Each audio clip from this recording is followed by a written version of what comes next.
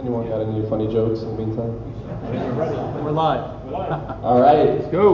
Well, welcome everyone, and congrats on being part of Miami's first ever XRP Ledger meetup.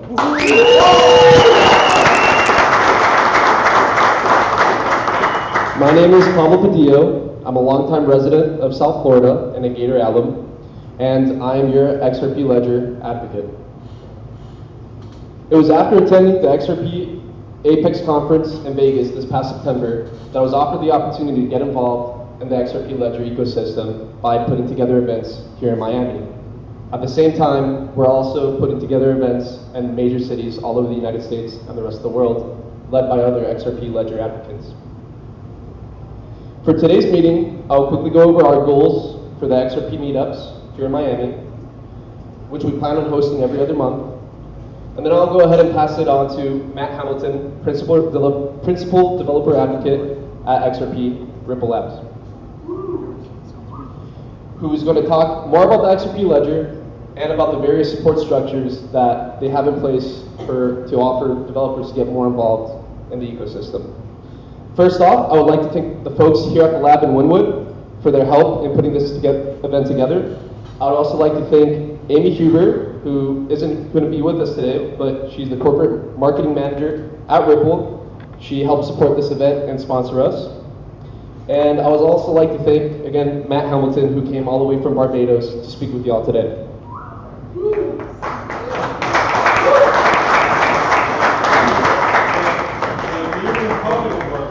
The vision of the XRP meetups is that they are meant to provide a space for individuals on the XRP Ledger to connect, inspire each other, and learn from each other.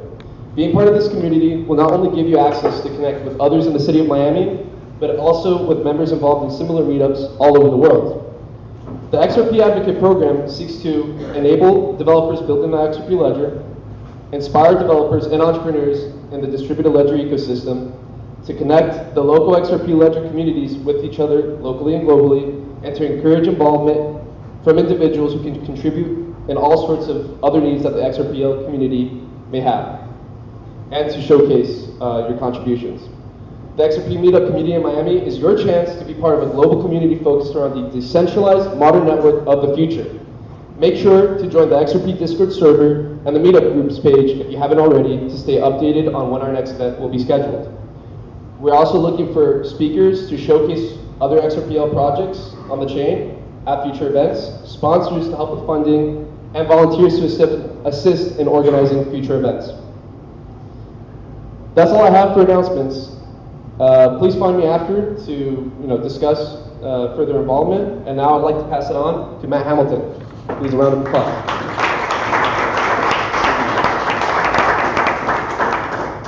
Fantastic. Thank you, Pablo, for organizing everything, and thank you everybody for turning up. This is a great turnout here in Miami. And as Pablo said, this is a series of events that are happening kind of across the world. So far, they've been mainly US-centric, but they've been in San Francisco, San Diego, Atlanta, Miami. We've got one planned for London, or I think semi-planned for London in January. And so we're looking for people to kind of get involved with that. So if people want to, if you have contacts that want to organize them in other places, or if you come here from other places, from Boulder, Colorado. Woo! Exactly, right. So that's oh yeah. Yeah, exactly. So Raphael's come all the way from Boulder, Colorado. So we do deal on there. So yeah, by all means, if you want to find out more, then talk to one of us or talk to myself or my colleague Matt, who's sat at the back there on the chair at the back as well, who's involved in a lot of stuff as well with meetups, and especially on the university side. So Matt's running a thing called the University Advocate Program as well, which is good. So anyway, the talk that I'm going to do tonight is about how to get involved in the XRP Ledger, how to get started with the XRP Ledger, right? So these meetups are mainly intended at people who are interested in building things on the XRP Ledger. I know that may not necessarily be everybody here. There's a lot of people here for a lot of different reasons regarding XRP and the XRP Ledger. But what I'm focusing on today is kind of how you can go about building things, what you might want to build, how you can find help for building things on the XRP Ledger. And that's really what I'd like people to kind of be talking about after this. So I'm going to talk for a little bit about this. We've also got somebody, Jebzi from the Xshrooms project, who's going to come up and say a few words about what he's building on the XRP ledger. And then hopefully then afterwards we'll have a good chance to continue chatting with people and networking and go from there. So, how to get started with the XRP ledger. As mentioned, my name is Matt Hamilton. I'm the Principal Developer Advocate at Ripple. So my job is to talk to developers and not only kind of help them build things, but also advocate for them as well back into Ripple, and kind of be a liaison between the community and Ripple as well. So I'm aware that there's a number of people here that might have come here directly from, say, the co-working space here that might not necessarily be aware of exactly what the XRP ledger is. So I thought I'd just do a quick little recap on the XRP ledger, just to bring everybody up to the same page. So the XRP ledger, it's a global, decentralized, permissionless blockchain. It's been around since, started development in 2011, launched at the end of 2012, start of 2013, and is run by a series of nodes and operators across the globe. Ripple, the company I work for, run about 5% of the nodes and employ a number of people that help work on the XRP ledger. But the XRP ledger is a decentralized project, and any changes that have to be made to the ledger require to go through what's called an amendment process, which requires voting by the nodes on the network. What I've got here is a site. If you go to livenet.xrpl.org, you can see this is the actual ledger going by. Each one of these columns is a block on the ledger, and each one of those colored dots along the top there represents a transaction. Different colors represent different transactions on the ledger. So unlike some blockchains that just involve payments and making payments from one to another, the XRP ledger has a number of additional transaction types. So it's got built into it a decentralized exchange. So you might be familiar with centralized exchanges like Coinbase or Kraken or Bitstamp or whatever, in which you have to set up an account on there, send funds there, and then you can transact between fiat currencies, cryptocurrencies, different cryptocurrencies, etc. The XRP ledger has what's called a decentralized exchange built in, and that's an exchange that actually runs collectively across all the nodes on the network on the blockchain.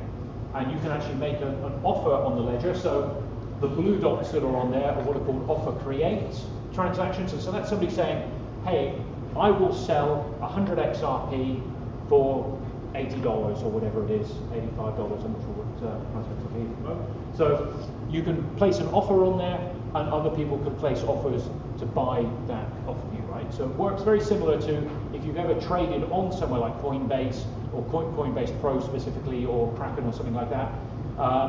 You will know that you will put in an offer and you say, okay, I'm looking to buy at this price.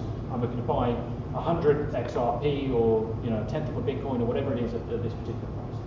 So that's just a kind of a view of the XRP ledger. The dots along the bottom, by the way, are the validator nodes and their validations. And so you probably can't see, but just in the red background there, it says there 34 out of 34 or 33 out of 34. That's the nodes voting. So that says it receives 34 validations for those transactions. So that's just a kind of a little view there of what's going on. Some of the features of the XRP ledger, which make it really quite good for payments and processing transactions. It's very cheap. The transactions are very, very small. Now you might have heard a little bit about what's going on at the moment with the fees have escalated on the XRP ledger. So the XRP ledger, the fee mechanism is designed to escalate in order to protect the network from load. And what's happened is there's been a sudden spike in load, the fees have gone up. There's a little bit of bits and pieces that people are working on to try and work out, because it's gone up. It's not quite gone up how it should have done.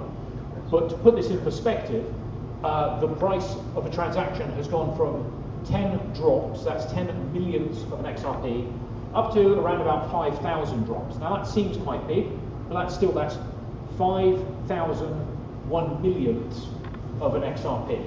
And I should have worked this out in my head beforehand, but we're still talking a thousandth of a dollar or something like that. I can't remember what it is. Somebody tweeted you can do still 50,000 transactions for $1. So when we say the fees have gone up, that's relative. We're not into Bitcoin or Ethereum territory here where you're spending $50 for a transaction. on a good day.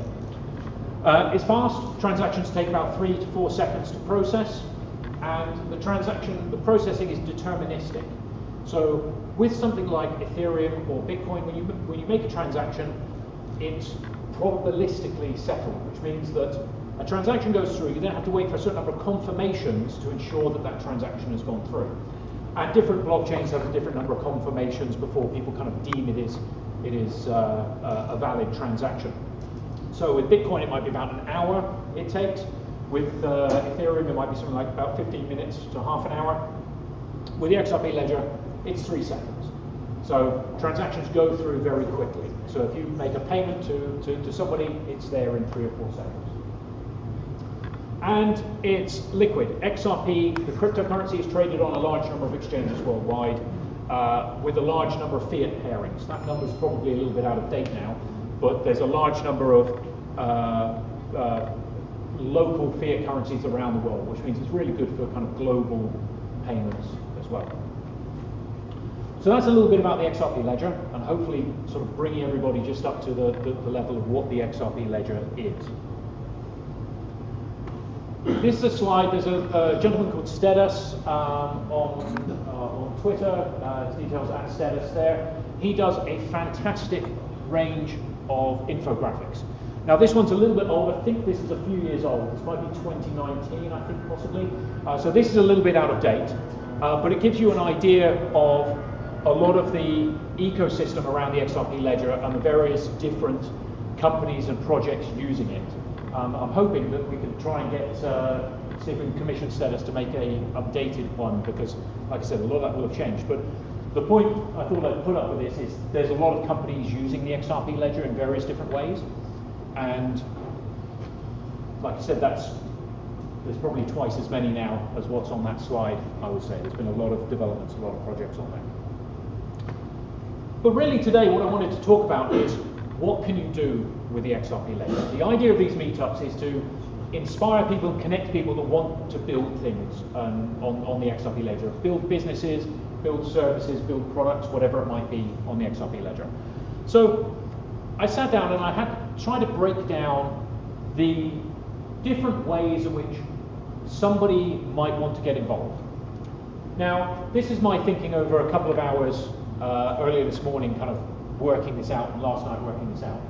So this is by no means extensive, and we're going to come back to this slide at the end, because what I would like everybody to do is, after this, is to kind of think about how you relate to this. I'm going to leave this slide up at the end, kind of how you personally relate to this, or if there's something else that's not on here. And like I said, I've most likely missed stuff on here. But let's have a couple of examples. So a core blockchain developer. So the actual code that runs the ledger itself. It's written in C++, and if you're a C++ developer or want to get into C++ development, there's an area there that you can work on. That's at kind of the very lowest layer of the blockchain, and get involved in the actual code that runs the network itself. Kind of moving up a layer, tool developers, looking at the tools that access the XRP ledger. Now there's a number of different SDKs, software development kits, written in different languages. So there's XRPL.js for JavaScript, there's XRPL.py for Python, there's one called XRPL4j for Java as well. And people might want to get involved in maintaining, building, extending tooling around the XRP ledger, right?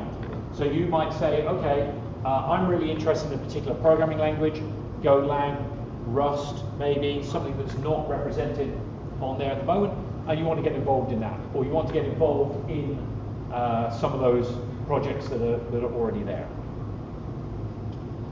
Another area you can get involved with is as an infrastructure operator. So running a node on the network. The network's permissionless, it's decentralized, anybody can run a node on the XRP ledger. However, it does take a little bit of skill, a little bit of experience to do so, and what is most beneficial for the ledger as a whole is a number of well-run nodes, not a gazillion nodes that are run kind of on a part-time basis. But if you're interested in running a node on the XRP ledger, maybe you have a business that uses the XRP ledger. So maybe you're creating a wallet or an exchange or a trading desk or something like that interacts with the XRP ledger, then I would encourage you to run your own node. Because if you run your own node, you're not dependent upon anybody else for how you access a ledger. You're actually a part of the network directly. You could use the XRP ledger to issue what are called fungible tokens. That's tokens that can be exchanged, and one token is the same as any other. So something like US dollars, gold, XR Doge. There's a Dogecoin kind of clone running on the XRP ledger, for example. There's been a huge, great big spike in meme coins on the XRP ledger. Love them or loathe them, they're here. The XRP ledger is a like I said, it's a permissionless network. Anybody can do it, right? So there we go. And if you're going to, then please refer to my previous point about infrastructure. And please, if you're going to be doing that, then it'd be great to be running a node. There's a company called Sologenic, and they run an interface to the decentralized exchange. If you go to sologenic.org, they run an interface to the DEX. They're also working on a way to tokenize stocks and shares. So if you want to buy a tenth of a share in Apple, something like that, you can actually do that on their site. It's still in beta at the moment. They're still working on the regulatory, getting their licenses to custody those stocks and shares. But that's something that could be done on there, for example. Issue NFTs, non-fungible tokens. Big boom at the moment going on in the crypto space is non-fungible tokens. A lot of it around art and things like collectibles. And Jebzi from the Xshrooms project is going to be talking a little bit about them. There's a project called Clever Gallery that's also like a gallery that's being set up at the moment by Joseph Choki. That's right, that is right, isn't it? Yeah. Who has created this thing called Clever Gallery that he's working on. There's a gallery for NFTs. Payment applications. This is what the XRP ledger is traditionally known for, is for global payments. Ripple use XRP in order to send payments internationally cross-border. So that's what we work on. There's also companies like XRPL Labs that make the Sum wallet, XUMM, pronounced Sum, and as in the sum of all things. And they create the Sum wallet.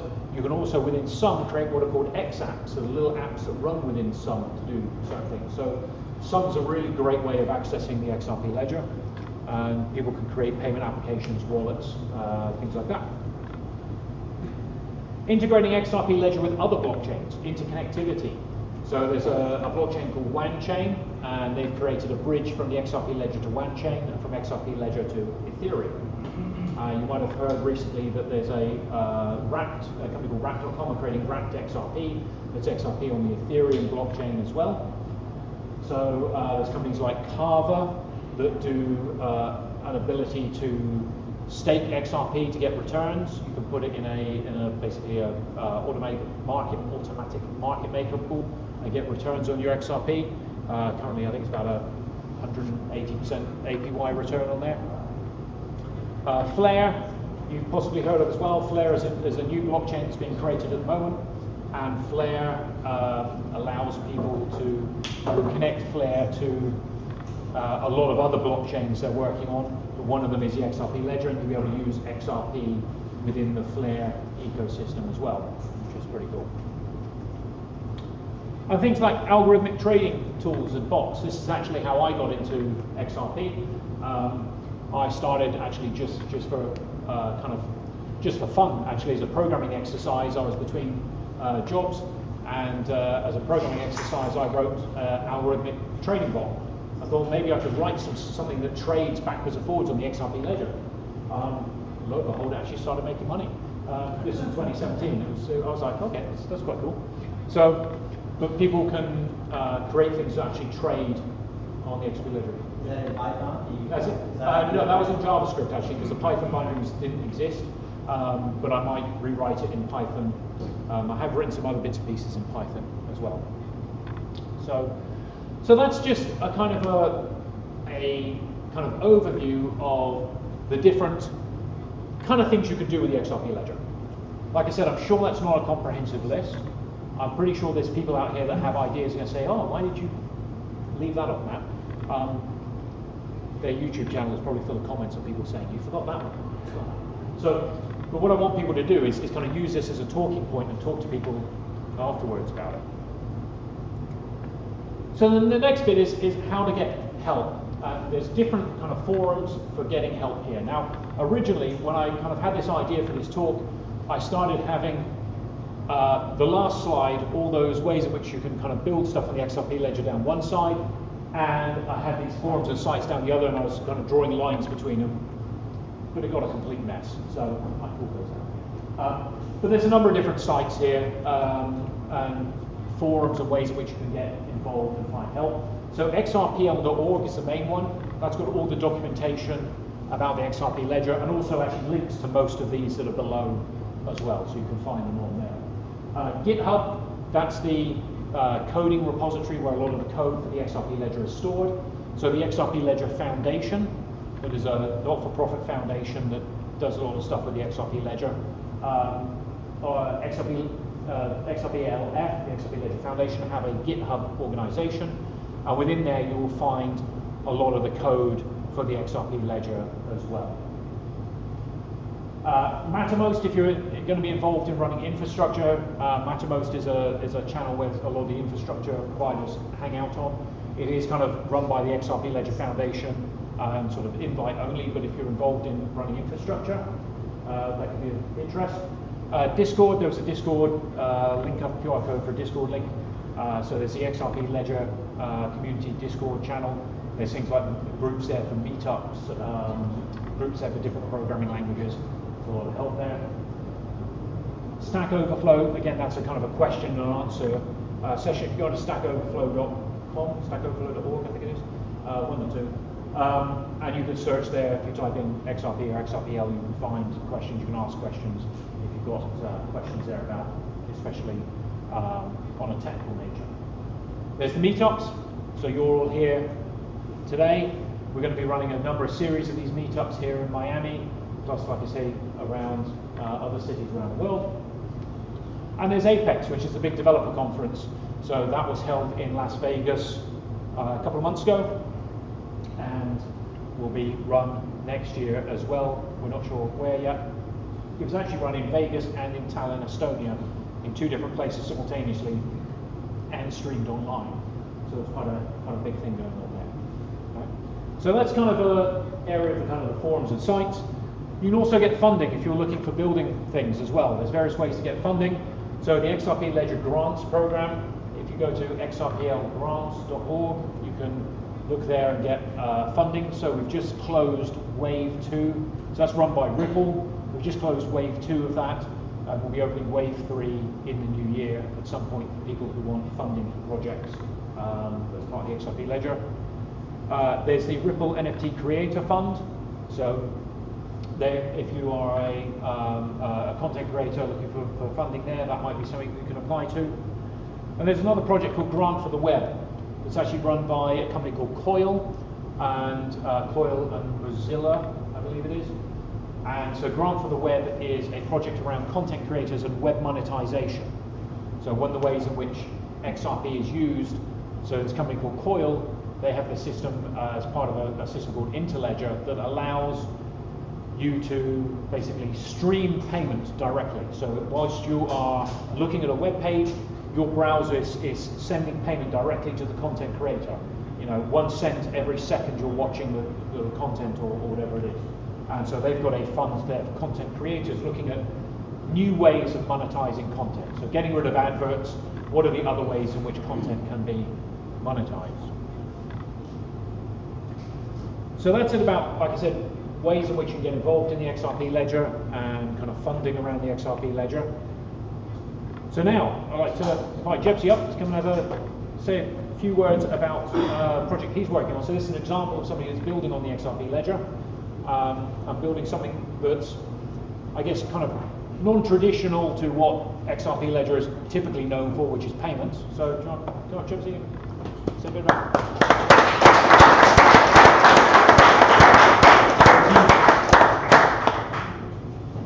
How's everybody? Oh, not used to this. How's everybody doing? And thank you to Matt and Ripple for sponsoring this event. So my name is Jebzi, or Jesse is my artist name. And essentially my project is an XRP ledger NFT-based project. And pretty much, I don't know how many of you have seen this NFT boom going on right now with all the profile pictures and everything. So pretty much it's based on that, but with mine I can even offer a little bit more utility and whatnot, so I'll dive deeper into that. So yeah, and the proof of ownership is stored directly on the ledger, so there's no issues with the whole centralization of other blockchains in that instance and going on OpenSea, so we could dive a little bit more into that. So these couple things is why I chose the XRP ledger for my project. And first thing is speed. As Matt mentioned before, speed is a big part of it. So essentially we're in 2021, we don't like to wait for things. So you like to know when things happen right away. So with other blockchains, you kind of have to wait hours, etc. Kind of what you dove in before. And developers, to that extent, when you're testing applications, you want to know that your app works right away. So that's where any developers that are helping me with my project, they can literally test it that night and even get results back to me the very next day. Whereas if you're running into issues with coding, blah, blah, blah, then you're going to wait for that settlement. So the next part is cost. Cost is another massive key. Gas fees, nobody likes gas fees. With that being said, I texted a bunch of my buddies, have you guys gotten into NFTs? This was months and months back. And they all said no, but I looked at it, but the gas fees deterred me away. So I just can't see something from a general public point of view, how they can, when we're trying to incorporate the whole everybody and moving into this new decentralized aspect, how something like that is going to deter somebody away. So going into that, myself too, if I'm doing collections, if you're doing a $10,000 piece collection, that's going to add up over time with each piece. And then on top of that, everything with XRP Ledger is layer 1, which I love. So everything sticks on the layer 1. Other protocols have layer 2 solutions built on top of that. I'm pretty minimalist, so I like to keep things straightforward. So I don't find it necessary to bring on other things when you could pretty much scale out a layer 1 in that instance. And with that being said, I've seen, which I fully love, the gasless minting. I like the idea of it, but to go into that extent, I don't want to buy like paying the mint fee that I would have been paying in the beginning. So ultimately, the cost pretty much erases all that for the most part. And then going into that transaction, so when you're transacting on the marketplace, people can buy, sell, etc., and you still don't need to worry about that gas fee. Diving in, collaboration is a big part of why I love the ledger as well. There's so many different artists, and everybody's in it to just be friendly to each other. You see on other chains, they're kind of almost battling with projects. So as myself, we're all in it to help each other, and that's where diving into utility. One of my partners, Combat Kangas, they're actually designing a video game on the XRP Ledger, so a game. So for example, if you own one of my NFTs, you can redeem a perk inside of their game for like, quote mine, mushroom, so it's a mushroom power-up, essentially. So that shows how by utility, I like to use the example, because people know Call of Duty. Don't quote me on this, I'm not working with Call of Duty, but if you own one of my Xshrooms NFTs, you can quote unquote get a skin in the game, get a custom camouflage, and that's all about what people playing these games like. They like to personalize their gameplay. Going down into that, also another Clever Gallery, as Matt mentioned before, that's another partner. I'm premiering my Xshrooms art on his Clever Gallery, so it's essentially it's going to be live on opening day, pending the new proposal on the ledger. Are you going to be talking about XLS 20? I can do just a bit, yeah. Okay, yeah, so essentially there's a new proposal coming on the ledger that's going to make it more beneficial for everybody. So that's why the minting for myself is waiting a little bit. But ultimately the collaboration is amazing on the ledger, and everybody's in it to win.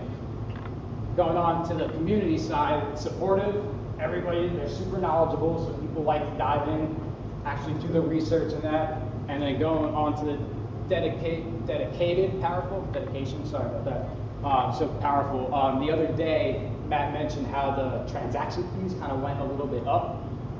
That very night, developers got into a space, and me as an artist, I don't understand coding like that, so they got into a space, discussed the issue, and it just gave us comfort, anybody building a project on the ledger. And then with that, to that extent, the very next day, Zum, like apps that you interact on the ledger, they had the new update. So they had an update coming out that night, pause the update, fix it, and fix everything that night.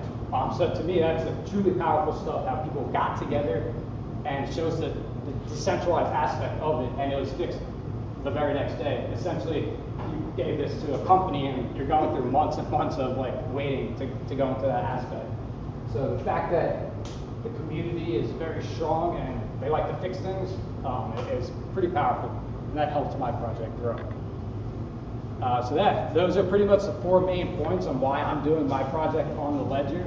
I saw you had our hand raised up. Take questions? Yeah. Yeah, if you have a question. Just a quick one. Yeah, just wondering when an NFT gets resold, is there a capability that a portion can go back to the creator? Correct, yeah, there's royalties. So incorporating the metadata of the image, you can incorporate royalties, whatever that may be. That's why I'm a huge fan of the Clever Galleries partnership that I have.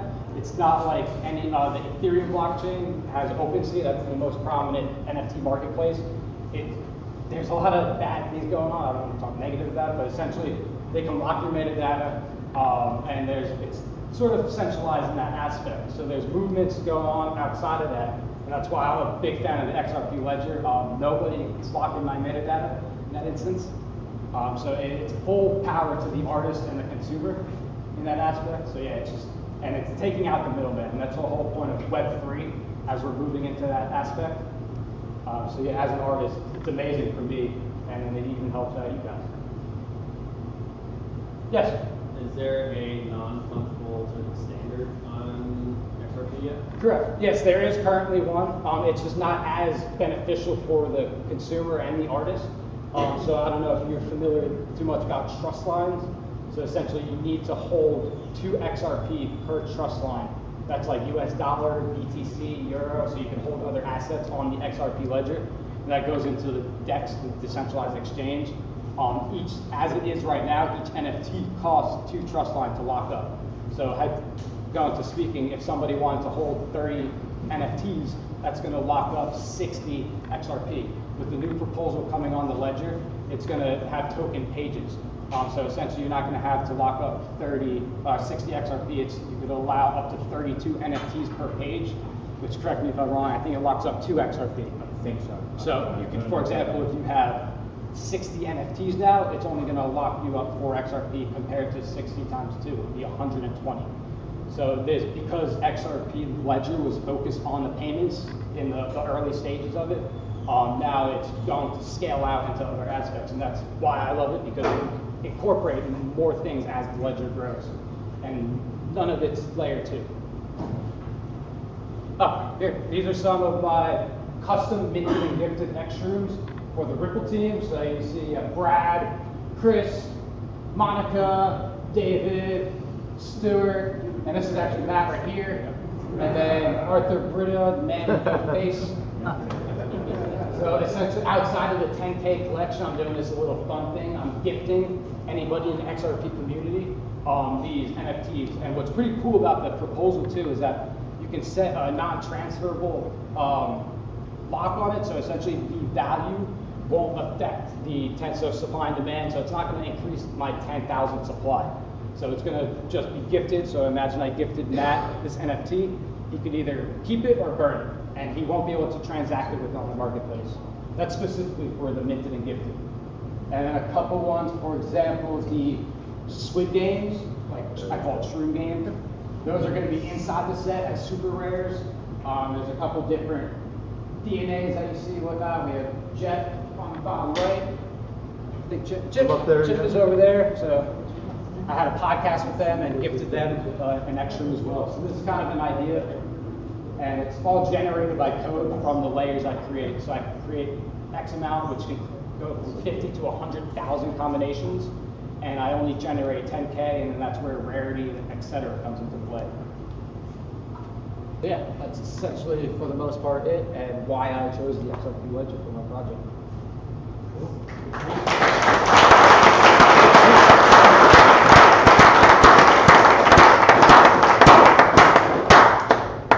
So yeah, thank you, Jebzi. Thanks. So as Jebzi mentioned, in that particular case, there's a standard called XLS20 that's being developed that is much more efficient for storing NFTs. That's currently kind of in development and then needs to be voted on in order to go live on the network. So it's up to the community to kind of support that and the validators to vote on it for it to go ahead. So I'm just going to bring back this page. What I'm going to do is I'm going to wrap up talking now. I'm going to leave this up, and so what I'd like you to do is chat to people here. Think about where you fit in that, if at all. If you fit into something else, great. You know, talk about that. Come let me know. If there's something out there that I've missed up, come let me know.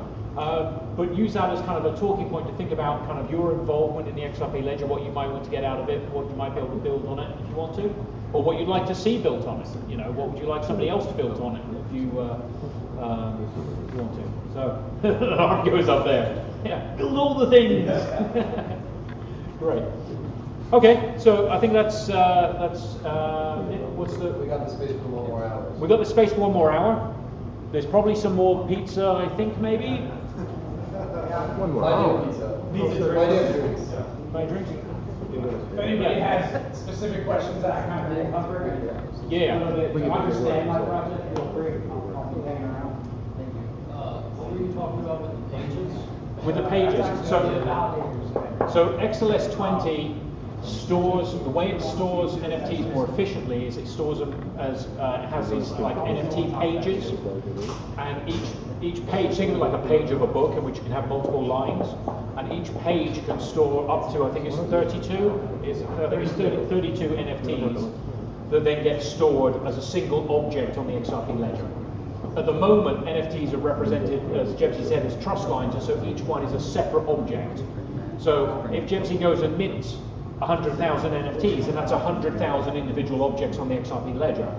And if we have 100 Jebzis doing that, or 1,000 Jebzis doing that, then obviously that becomes a big issue, right? So XLS20, the idea behind that is by having these pages, it means it's more efficient way of storing it. So you can store up to 32 in a single object on the ledger, which means it's just more efficient for the ledger to process as well. When do you think this is going to be updates going to happen? I'd love to say, I don't know. Most of the technical development of XLS20 has been done, and there's a dev net, a separate development network you can test it out on and build against. But in order for it to go live, it has to be coded as what's called an amendment on the main network, and people have to vote on it. That may take a while, that may take a number of months. And at the moment, there's, I mentioned before, a little bit of work going on with kind of the stability and scaling going on with the XRP ledger at the moment. So once that's finished, which I think should be done by the end of this year, hopefully, then people will start to concentrate back on that. But at the moment, it's a case of the priority is just kind of sorting out this fee escalation issue. What's happened in short, condensing this down, is the XRP ledger, when it gets overloaded, it increases the fees. And so what's happened is it's increased the fees, but that means that transactions that are coming with a lower fee are not getting into the ledger, they're getting put on a queue. Come on, man, berserker. Berserker! Itself is causing a large amount of load, which means that the fees are staying high. So it's kind of got itself stuck in a bit of a loop that's going on, and so there's a number of people within both the community as well, like Richard Holland, who's been doing a lot of work, Vita Wind, Barra from the XRP Ledger Foundation, who have been doing a lot of work in looking at the technical side of what's going on, as well as a number of engineers at Ripple as well, who've been looking at that, led by Nick Regalis at Ripple. So hopefully that should be fixed soon. But it's just, like I say, it's just kind of got itself a little bit stuck in this fee level because it thinks there's a high load, so it's raised fees, which is kind of making it think there's still a high load. So it's kind of gotten a bit of a, yeah. So is it, I'm sorry, is it like a bug that they're trying to fix, or how would you identify an attack? Yeah, yes, potentially it's a bug. It's kind of, the XRP ledger is doing what it is designed to do, which is to increase the fees when the load goes up. The problem, the kind of the bug bit of it is it probably should have brought them down again by now. But it's kind of like stuck at this slightly high elevated fee level, and that's kind of caused a lot of people, you know, so a lot of people are looking at it to see, okay, what exactly is going on here. Now, The XRP ledger is tested on like a synthetic network to test its performance and scalability, but it's very difficult to get a test network to exactly replicate the full characteristics of a public global network. Some servers are slower than others, some are further away, some have more memory, some have less memory, some are faster, some are slower. It's very difficult to encapsulate that in a test to test all of these things. So in the synthetic test, everything's fine. In the real world scenario, there's something there that's not quite right. There's a number of theories as to exactly what's going on, and I think there's probably going to be, RippleD, the software that runs the XRP ledger, RippleD 1.8.1 was released last week, and there's probably going to be a 1.8.2 coming up very soon, maybe next week or the week after, I'm guessing, that may contain a fix for what we think is possibly causing this issue. And it's to do with, like I said, this queue gets very long, but each node's queue is slightly different and in a slightly different order. So each node says, okay, well, we'll take 10 transactions and put them in, but they're all taking slightly different 10 transactions. And what's happening is a consensus algorithm, which is intended to kind of say, okay, we're all looking at the same thing, is saying, well, wait a minute, we're not looking at the same thing here, we're each picking slightly different transactions to go through. The higher fee transactions are going through fine, because they're always at the front of the queue. But it's the ones that are slightly behind that, that's the theory, that's what we think is going on at the moment. And so there's a relatively, I think, trivial fix code-wise that basically involves sorting the queue so that everybody takes, if we take the first 10, we're all looking at the same 10. Although I say it's very trivial, it's always slightly, when you go and put these changes in, like I said, you don't quite know exactly what the effect is going to be. So there's a lot of testing that needs to happen before you go. And can the ledger be attacked? It can be attacked, yes. The question being is, what would be the effect of that attack? I mean, at the moment, in some ways, it kind of looks like an attack that has been overloaded, a denial of service attack, that a lot of transactions are coming all at once. Generally around, there's a lot of meme tokens that have been generated, and what are called trust line farmers that are creating a lot of trust lines. And this is a usage pattern that was never really envisaged at the start of the XRP ledger. Remember, the XRP ledger is nearly a decade old now.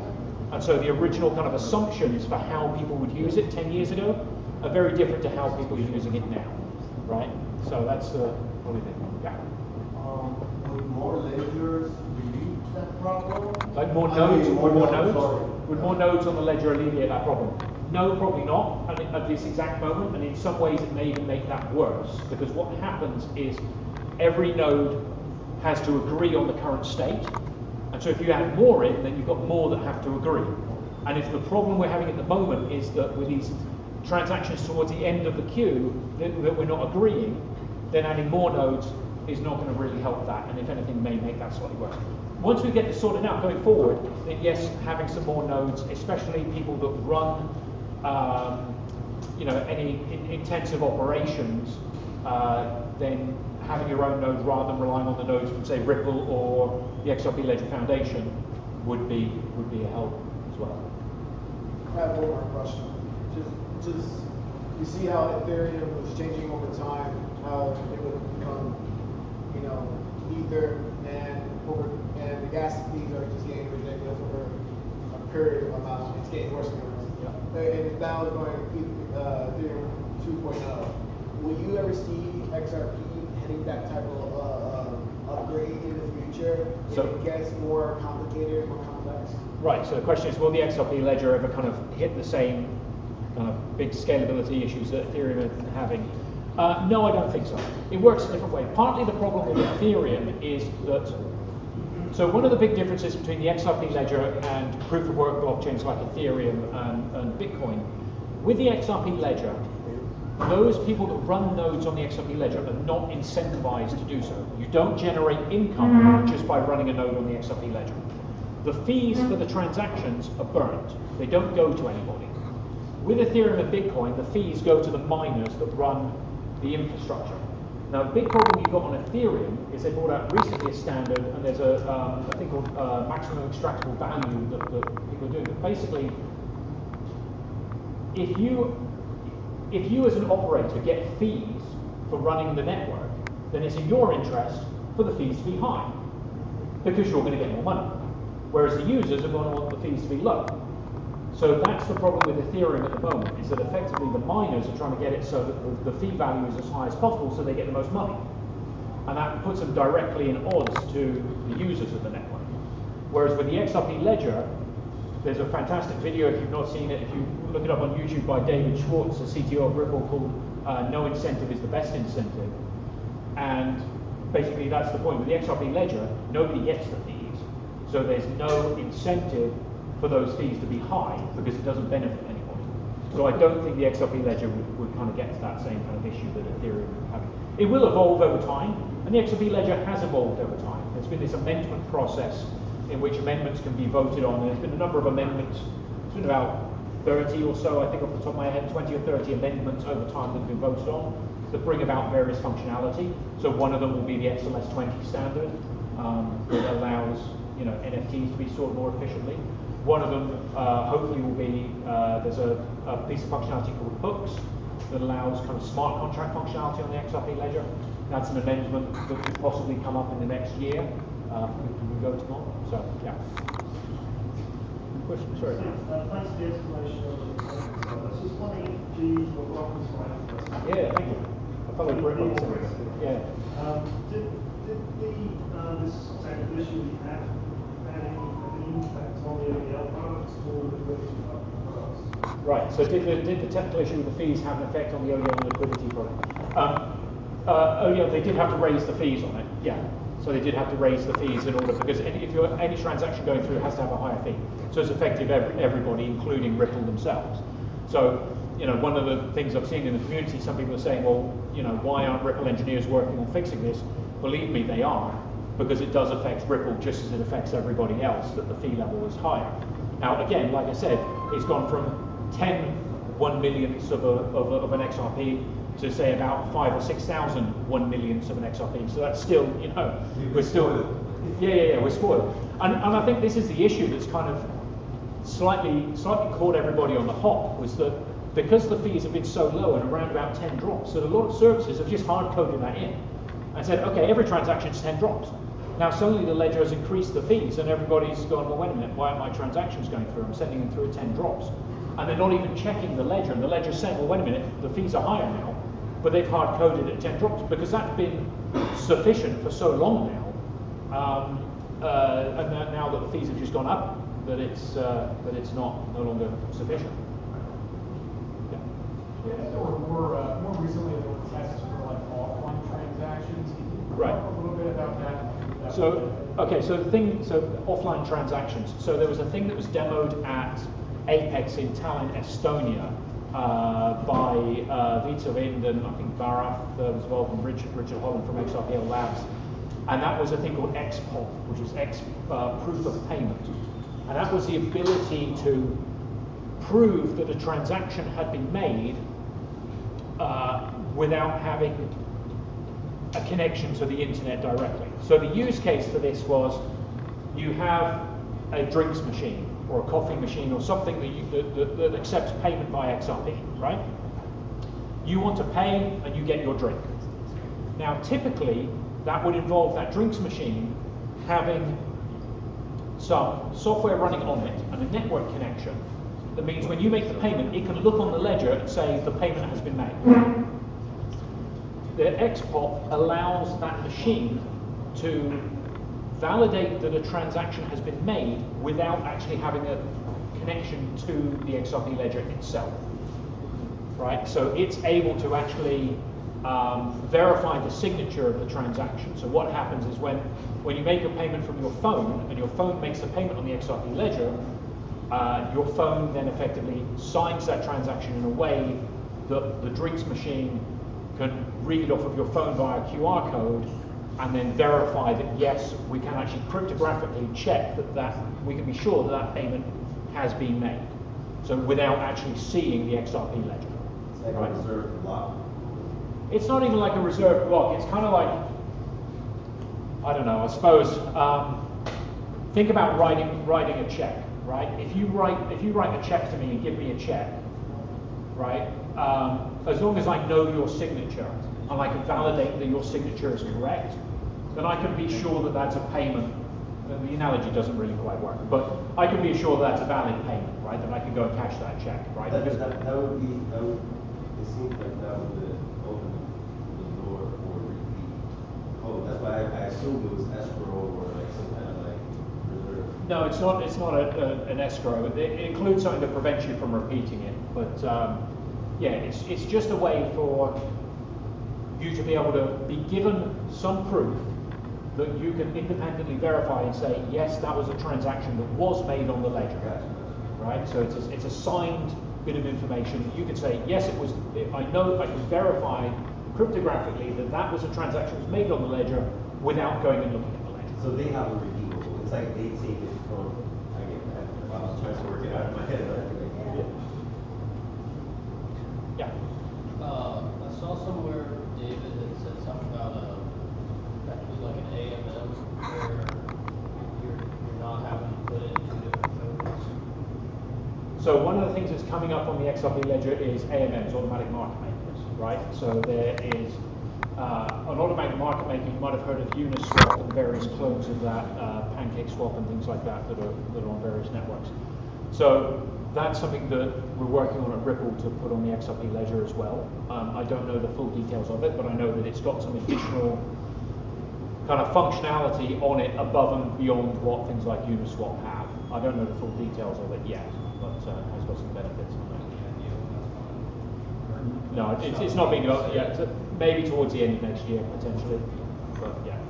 Will that bring the ability to like liquidity mining and DeFi? Will that give the ability to do liquidity mining and DeFi stuff on the XRP ledger? Yes, it will do. So at the moment there's a decentralized exchange on the XRP ledger. And you can run a market maker on there, but you have to kind of write the software to place offers and take them off and cancel them and put them at different levels, etc., etc. Whereas with an automatic market maker, generally you take two tokens and you lock them up into a liquidity pool, and it basically takes care of it all for you. And at the end of it, you can withdraw your share of the liquidity pool out.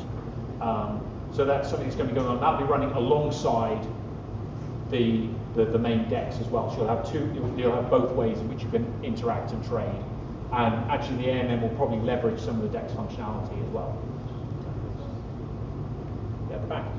I've got a question for you about Rippling. So I don't know too much about it. I looked at your site, but is Rippling able to tap into any liquidity on the DEX, or is that just for any liquidity, like open order book in the world? How does that work? Right, so the question was about rippling and what rippling is. So rippling is a bit of functionality that goes back way before actually the XRP ledger was created or before Ripple created. So a very brief bit of history. There was an original project back from 2004, I think it was, called Ripple by a Canadian developer called Ryan Fugger, who created an idea of a social credit system.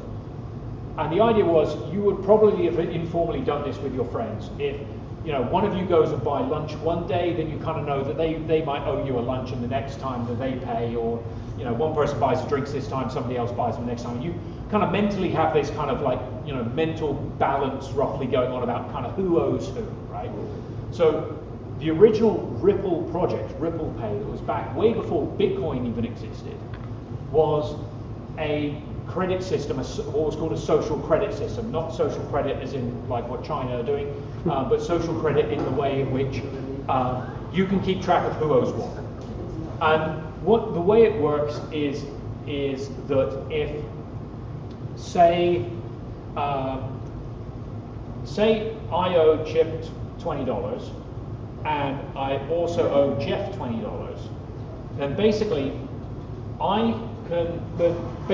Chip can pay Jeff by basically saying, take some of the money that Matt owes me and pass it over so that Matt now owes Jeff, right? So you're kind of moving the debt obligation over, right? So Chip's able to pay Jeff without actually paying Jeff. All that's happening is we're adjusting, saying, okay, Matt owes me a little bit less money and owes you a bit more money instead, right? And so that payment gets adjusted by adjusting the debt obligations. Those debt obligations are what are now represented in the XRP ledger as trust lines. That's what trust lines are. They're debt, ways of tracking debt between a token issuer and yourself. So when you set up a trust line, and you set up a trust line for $1 million to GateHub for some US dollars, and what you're doing is you're saying that you trust GateHub to effectively owe you up to $1 million worth of tokens that represent dollars, right? Because if you think about it, if you buy $1,000 worth of US dollar tokens on the XRP ledger, you're effectively saying you're trusting somebody to redeem those thousand tokens back to dollars again, right? So, and that's what the trust lines are. Now that existed in Ripple way before the XRP ledger existed, before Ripple the company existed, before Bitcoin existed. That's where Ripple comes from. And that process of moving those debts around is what is called rippling. That's where the name came from. And then we ended up with what was originally called the Ripple Consensus Ledger, which became now known as the XRP Ledger, and the company Ripple. You can understand why people get confused between Ripple, XRP, you know, it's, yes. If I had a time machine, I would probably go back and kick people and say, no, don't change the name, please. So, yes, that's where it all came from. So the question was about this process of rippling that does exist in the XRP ledger, and can it kind of work on the DEX in between different tokens? Is that what it was? Yeah. So yes, it's still there. By default, it is disabled because it's a relatively advanced feature that you might not actually want to happen. So what could happen on the XRP ledger is, like I said, if you've got a trust line to two different issuers of a token, so say you've got a trust line to two different US dollar issuers, then a payment could come in and somebody pays you in one of them, and the XRP ledger might actually ripple it over and substitute for the other one that you might not want to have happened. Right? And the idea is that in theory, one issue of US dollars should be the same as another, but of course they're different because they're issued by different people, right? In the same way that on, say, Ethereum, Tether USDT is different to Circle USDC. They're both US dollars, but they're issued by different companies, different organizations, and they've got different things backing them. They're set up in different companies, they're regulated in different ways, etc., etc., etc. So they are different. So rippling is disabled by default in the XRP ledger for people because they can sometimes get into this scenario that they might not be expecting. But it's a really, really powerful feature actually, and you can do some quite cool things with it. Are you still using the bot to trade? Am I still using the bot to trade? I was doing. I stopped it when the fees went up.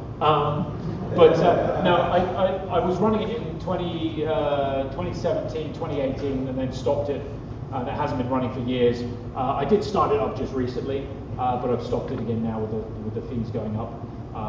But originally it was making quite a bit of money, and my thought was, well, I don't need. I was between jobs, and I thought, well, I don't need a job. I can just let that make money, and I'll go and sit on a yacht at some point in the future. And then the market will crash in January, February 2018. And my wife said, well, you better get a job, otherwise you'll just be sat on the sofa in your pants. Yeah, that's what happened to that. But it's still there. The code's still there. It still runs. So. Should do better this year. What's that? Should do better next year. Should do better next year. Yeah, exactly. Any other questions, or should we get on to? Just mentioned a couple of stable coins. Will Ore, which I think is Trustline. Trustline's Ore, yeah. Matt Rosen, right? Yeah. And will that be the first stable issued on the XRPL? So there's a company called Trustline, run by actually an ex-Rippler called Matt Rosenden, who's created a stablecoin called Ore. The thing being is, it depends on how you actually define stablecoins, because you could actually say the XRP Ledger was the first network that had stablecoins nearly a decade ago, because it allowed you to issue other currencies. So there's been US dollars, euros, Japanese yen, Chinese yuan. There's been all sorts of currencies on the XRP Ledger. There's Ethereum, there's Bitcoin, there was gold, there was platinum at one point. So there's different issuers that have issued what we would now call stablecoins on the XRP Ledger. So Ore is probably the first algorithmic-backed stablecoin as far as I'm aware. And they're using, I think, Flare to be the kind of the trustless part and then issuing back onto the XRP Ledger. I believe. I don't know the full details of it, but that's kind of what I understand. I Okay, I have a clarifying question. Yeah. So what I understood, I think you told me this last night. You have RippleNet, you have XRP Ledger. Right. RippleNet kind of handles the messaging for account balancing from one bank to another. That's on RippleNet. Versus XRP Ledger is the value sends. Right. And currently there's like 10 trillion USD of like currency locked up in different banks to help facilitate cross-border payments. And the value potentially for banks that use RippleNet, correct me if I'm wrong, is it that they would use XRP because now they don't have to hold foreign currencies on their balance sheets anymore. They can just use XRP to convert directly to any different currency. Yeah, right, correct. So XRP, the XRP Ledger, that's what we've been talking about this evening. I work for Ripple. Ripple are a company that work with financial institutions. Ripple have a separate thing called RippleNet. Again, this is where the confusion comes in. So Ripple have a separate thing called RippleNet. It's completely separate to the XRP Ledger. It's a permissioned network for regulated financial institutions. And that's the kind of the 300 partners that Ripple have there using RippleNet. And they're generally moving fiat currencies around. But RippleNet can in turn use the XRP Ledger, use XRP for using a product that Ripple have called ODL, on-demand liquidity, was originally called XRPL. And so ODL is a system that means that if you're trying to send a payment from a bank in Thailand to a bank in Brazil, that the bank in Thailand uses Thai baht to buy XRP on a local exchange. XRP is sent over to Brazil, and then the XRP is sold in Brazil for Brazilian real, and the Brazilian real is delivered to the end user. Now, that's the kind of the flow of the value over the XRP Ledger, and then in parallel to that with RippleNet is the actual flow of the banking information, KYC information between those two banks, right? So RippleNet will kind of do that bit, but it would then instruct the XRP Ledger and use the XRP Ledger to actually transfer that value. And you're right, and the idea being is that if you don't use something like XRP to do that, the other way in which you do that, because RippleNet, Swift, all of these other systems for cross-border payments, they're messaging systems, right? So the bank in Thailand tells the bank in Brazil, here's a payment, but there's no currency that actually moves, right? So what has to happen is the bank in Thailand has to have parked in Brazil at that bank a bunch of Brazilian real in an account that's earmarked. Okay, this account is owned by the bank in Thailand. And so when the payment comes in, they just move some of the balance from the account owned by the bank in Thailand to the end user. That's a system called Nostro and Vostro accounts, and that's how typically cross-border payments are done now. But as you say, yes, the problem with that being is that it involves basically parking large sums of money at the destination on the expectation that the transaction is going to come through. Now, if you're looking at payments going between London and New York, that's going to be a fairly constant flow backwards and forwards. There's going to be lots there. It's not going to be that much of a problem holding, pound sterling and US dollars at each end for each side, because that's going backwards and forwards. But if you're trying to go through a more esoteric route, like say Thailand to Brazil, the chances are the bank in Thailand doesn't hold an account in the bank in Brazil. And if you think about it, is that bank in Thailand going to hold a bank account in every single bank around the world? No, they're not. So what happens is that they use an intermediary and use what's called the correspondent banking system. That's where you get the extra charge on top. When you do sometimes a cross-border payment, they'll say, well, there's an extra $20 charge for the correspondent fee or whatever it might be. And that's because what happened is the bank in Thailand has to contact a bank in New York, and the bank in New York has an account with a bank in Brazil or whatever, right? And it kind of hops through a couple of banks to get there. And if you've seen, actually, the Ripple produced a video recently, the Ripple, what they call the brand anthem.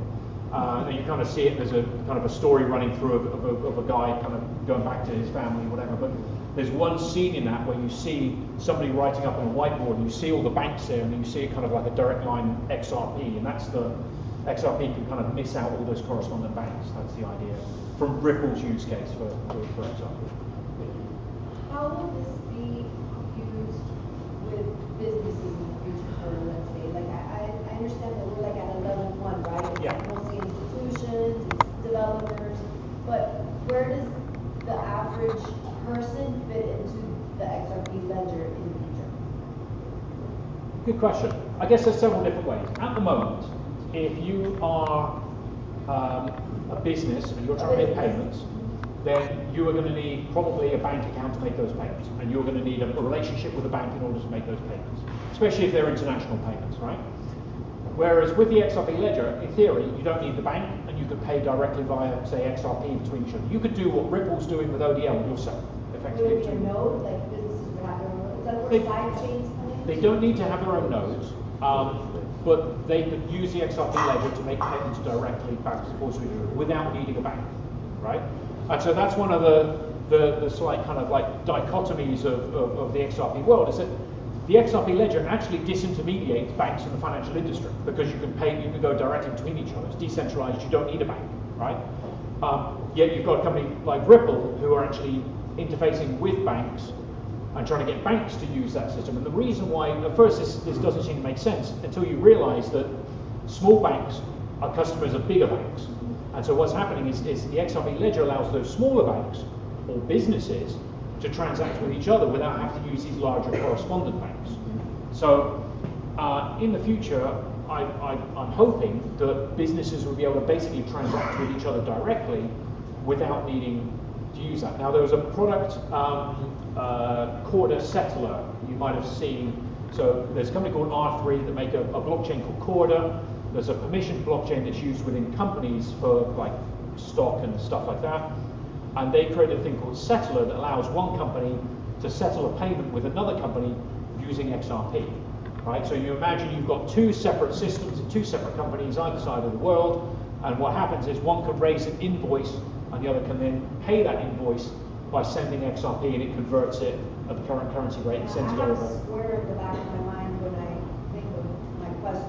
Right. You know, how Square's been able to dominate the space with payments as far as like peer-to-peer, Yeah. business to business. Like, does Ripple have a future in that segment? Good question. So the big thing with Square is they made it very easy for merchants to transact, right? So they created like little wireless terminals that you can use. So beforehand you had to go to a bank, you got this big bulky thing, you paid a lot of money for it and whatever, whereas Square was like, okay, we'll give you this little tiny thing that connects by Bluetooth to your phone, you can make payments, right? So is there a world for that? I think so, and there's companies, so people like the XRPL Labs in the Netherlands, they actually we had a meetup in the Netherlands about 3 years ago, and we were buying beer using, some of the XRP ledger directly. So we were able to scan a barcode and buy beer. So, I think there's definitely a future for that. Whether that's Ripple going to be involved in it, whether that's going to be somebody else, it's up for anybody to take, basically. So. Matt, okay. There's a question from online over here. Sure. From Bullish Mr. K. He said, let's move past the SEC ignorance. My question is, when we have clarity and the ecosystem has expanding utility, is there a combined group of developers ready for the next phase of expansion? Wow. He's going to lead that? Yeah, it's Bullish is leading it. He's volunteering. He's volunteering. He's been voluntold. Yeah, step up. So yeah, is it going to be? I mean, yeah, there's stuff going on with the SEC. Let's hope that goes well. Once we get past that, the great thing being is there's been so much over the past 6 months. So much going on in the XRP community. I mean, you can just see these meetups here, the number of people that are coming along to them. That's going to accelerate even further. There's the XRP Ledger Grants program. We've had, I think, over 100 applications to this Wave 2. We had over 100 for Wave 1. So there's a lot of people wanting to build stuff on the XRP Ledger. So yeah, I think there is. I think it's looking good. Awesome. All right. And then one other question. I think you might have answered this one. From Adam Sigmund, he said, let's see, here, a potential solution regarding the trust line issues on the XRPL. So yeah, so the trust line issues, so basically the load that's on the XRP ledger, a lot of it's come about by people creating vast numbers of these trust line objects. That the XRP ledger, it wasn't a use case that was ever kind of envisaged. There's several prongs to dealing with that. One is making the queuing algorithm work a bit better, which is what they're working on at the moment as kind of a quick fix. Then longer term, so there's some software being worked on called Project Clio. I do a Twitch stream every Tuesday, and I had this Tuesday a colleague of mine, CJ Cobb, on talking about this thing called Project Clio.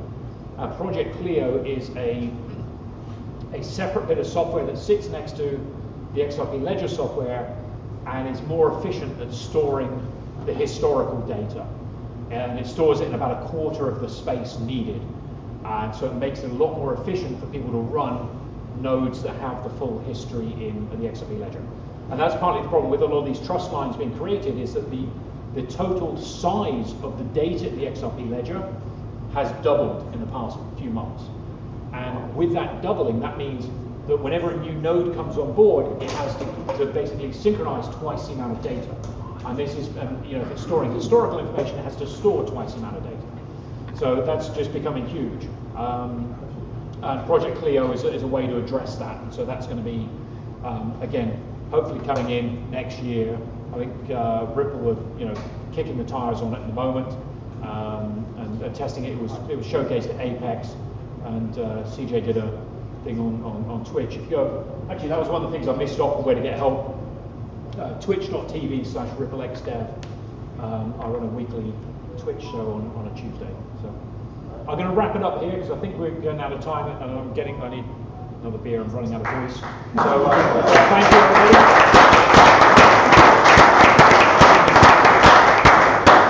Let's get one last round of applause for Matt Hamilton, everybody.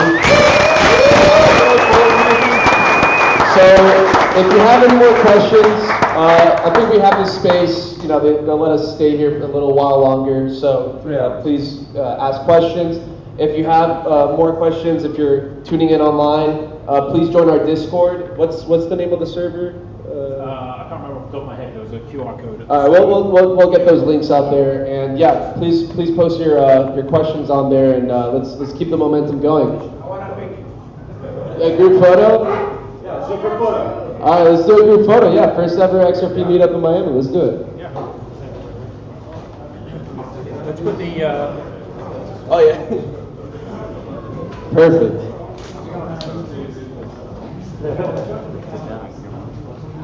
I'm good.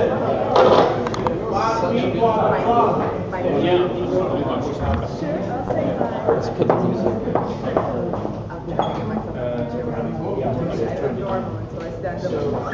Is that the Republic one? Yeah. That cool? Ivan. Hello. Big group right there. Yeah, no problem. Sorry, what's your name? Alberto. Yeah, thank you. How long has it been working?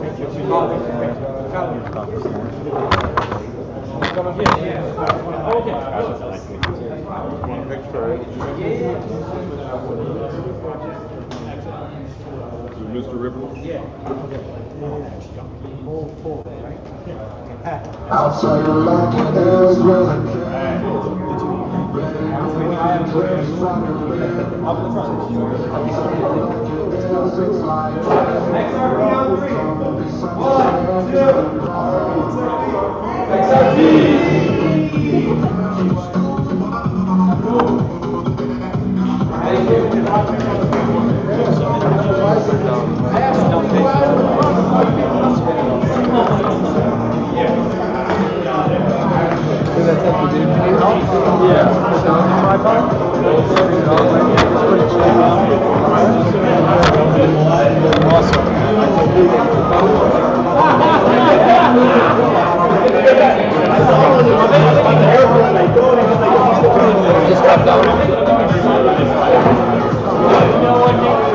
How's this drop down, dude? Is this drop down? How's that one? Good? Yeah, it's perfect.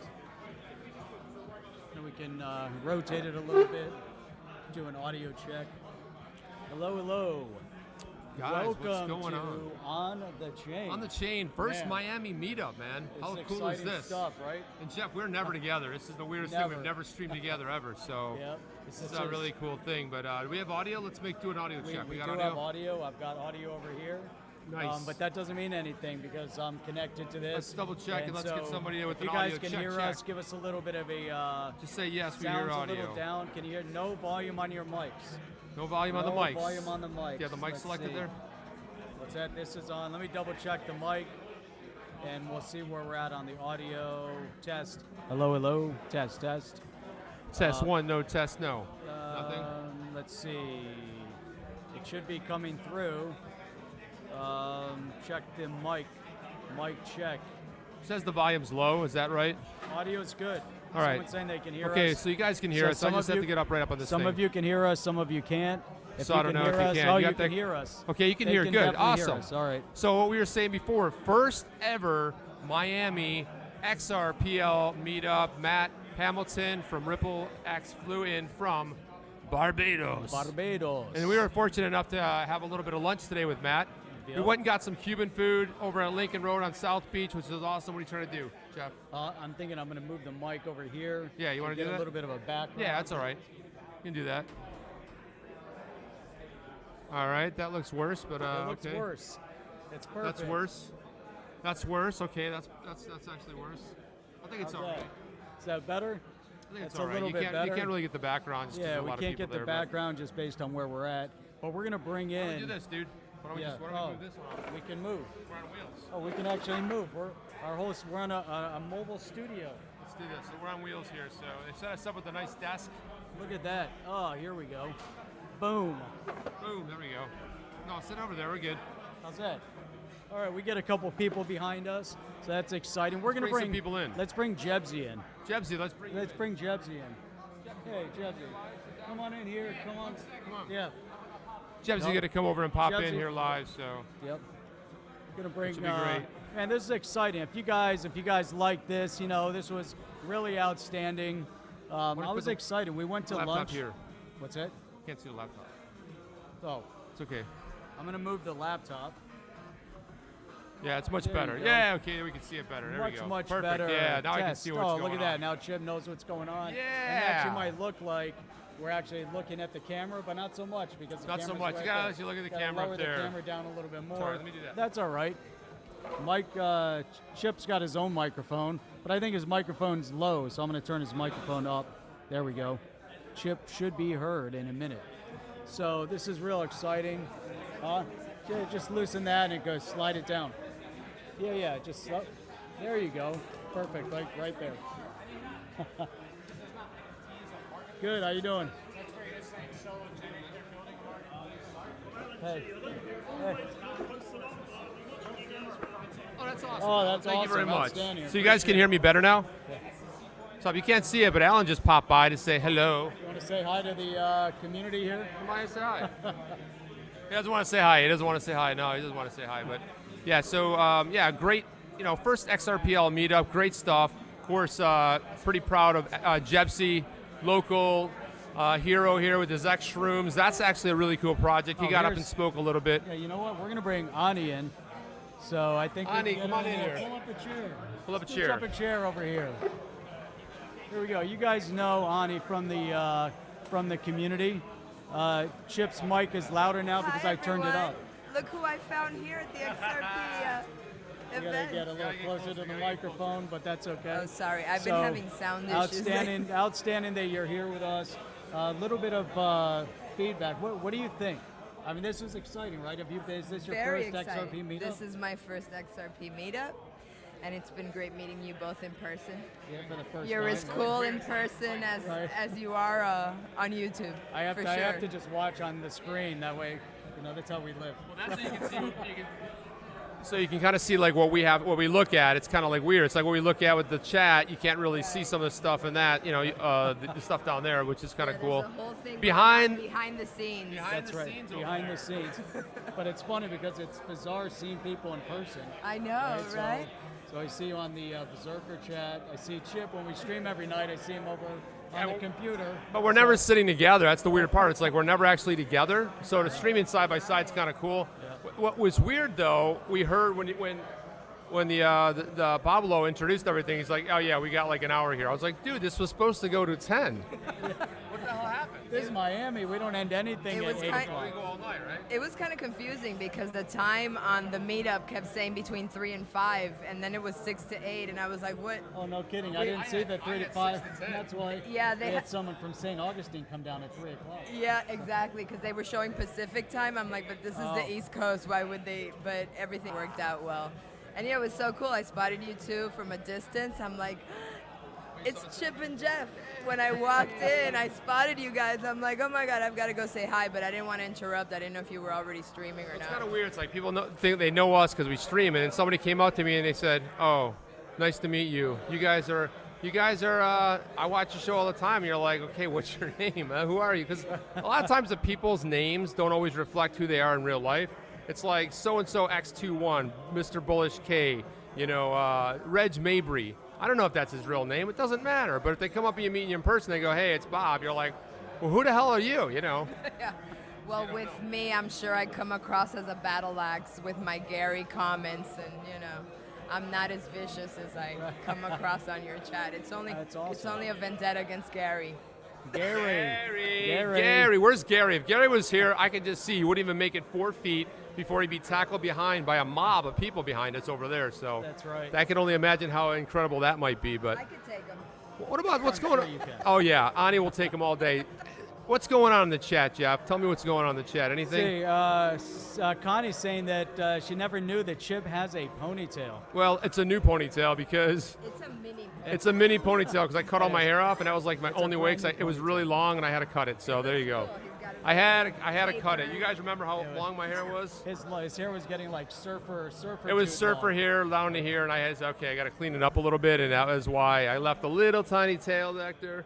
But if I let it down, it goes crazy again. So. But yeah, the guys are super sweet. I'm so happy I met them. It's so awesome for you to be here, a family member, OTC family member, right here on the chain, live from the XRPL meetup. That's really awesome. Canada's Ripple XRP is saying, I seen a guy sitting in the back row with a beard. Is that blockchain backer? Man, blockchain backer!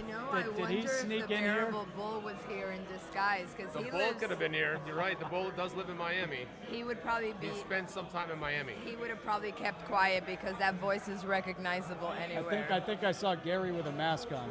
Saw who? Gary. Gary? Gary with a mask. What's up, man? Come over here. Come over here and say hi. Come on, man. No. Come say hi. All right. That's how it goes. Doesn't want to say hi. Here he comes. Camera shy, but he doesn't. Dude, come over here and say hello. Come on and say hello. Come on. What's up? Another OTC family member. What's your name, man? Noli. Noli. There he is. In the house. Noli's in the house right here. Man. On the XRPL Live. It's awesome. Miami meetup. The first one. There's going to be another one, I believe, next month. Is that true? The first one we get to stream. Come on, live Ani, from is that true? I don't know. I wasn't paying. Has no idea. I think he said it was going to be like a monthly or every other month or something like that, or quarter. Oh, that's right. Once a year. Yeah. So. Every other month. I don't know. So the next one in February. February. That's not every month. Every other month. Every other month. Okay. We're in December. So weird looking at you. I'm always looking at the screen. Actually looking at each other. It's really bizarro, right? I don't know where to look.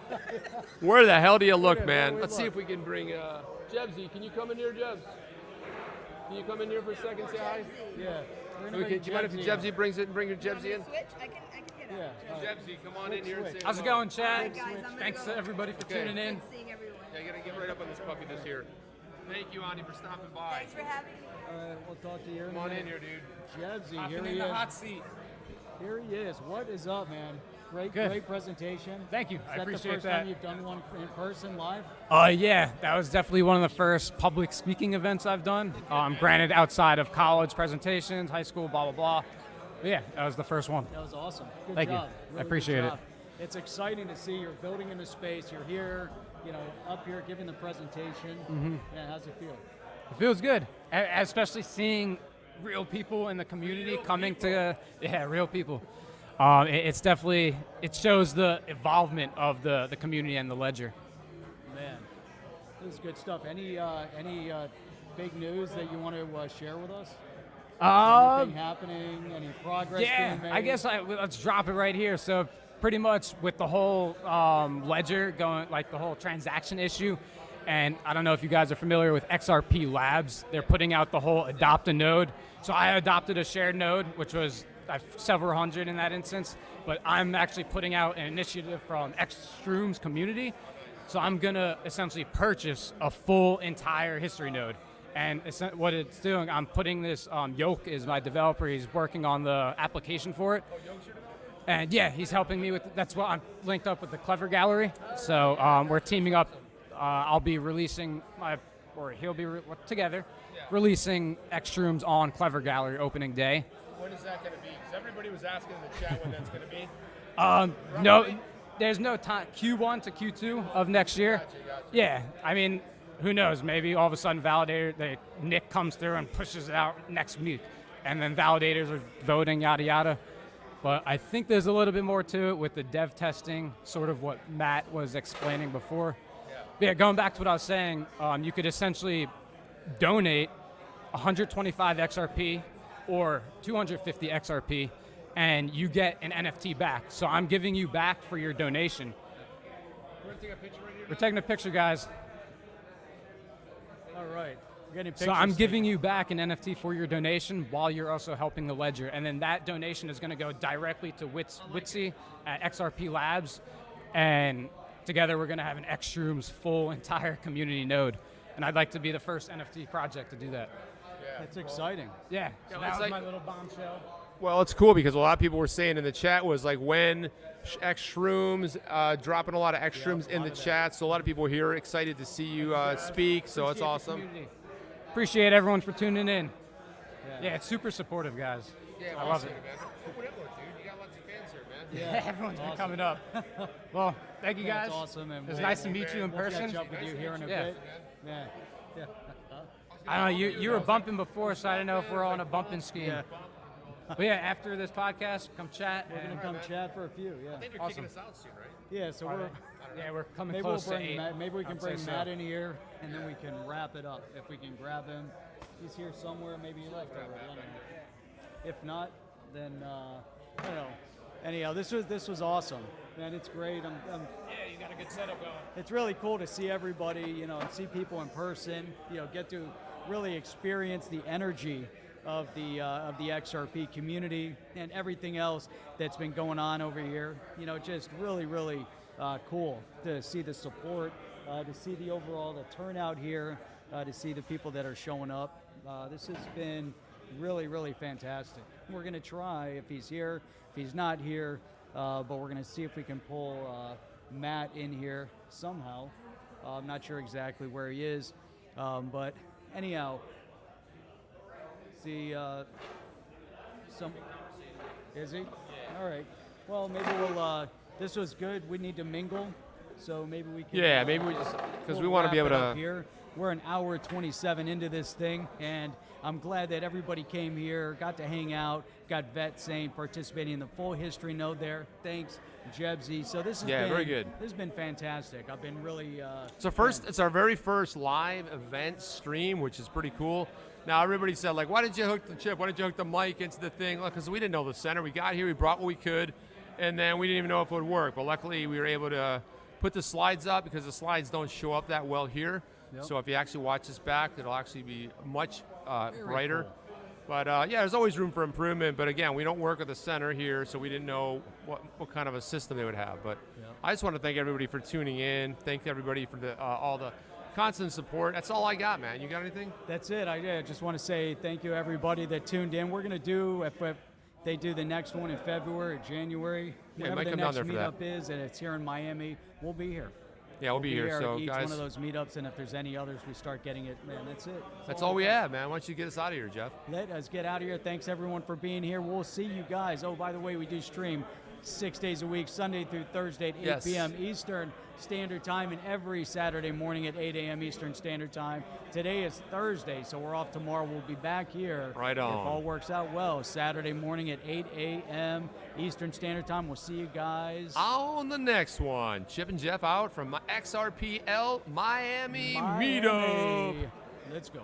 We're out of here. Where's that new outro? There it is. We're Take us out. Are you down with OTC? Please like, subscribe, and click the bell to be notified when the next video drops.